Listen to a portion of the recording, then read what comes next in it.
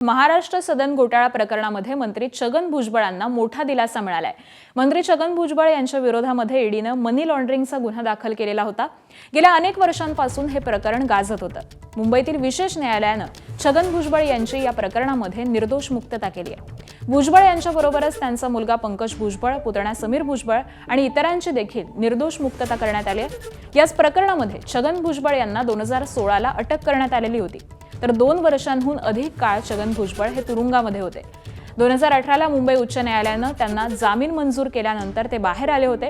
2021 मध्ये एसीबीने महाराष्ट्र सदन घोटाळ्यासंदर्भामध्ये निर्दोष मुक्त केलं आणि त्यामुळे सर्वोच्च न्यायालयाच्या मागील आदेशानुसार ईडीचा खटला हा चालू राहू शकत नाही असा युक्तिवाद करत छगन भुजबळ यांचे वकील सजल यादव आणि सुदर्शन खवसे यांनी त्यांचा दोषमुक्तीचा अर्ज हा दाखल केलेला होता।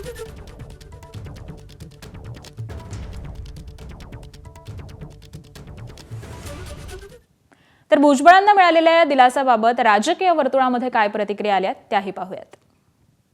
आता एखादं निरीक्षण कोर्ट ज्यावेळी देतं त्याच्यावर मी कॅबिनेट मंत्री म्हणून काय बोलू शकतो? कोर्टानं दिलेलं निरीक्षण असेल, कोर्टानं दिलेला आदेश असेल, त्याच्यावर ठीक आहे, तो जो काय आदेश आहे तो सगळ्यांनी मान्य केला पाहिजे। भुजबळांना महाराष्ट्र सदन घोटाळा प्रकरणी क्लीन चिट मिळालेली आहे। अरे काय त्याच्यात विशेष आहे?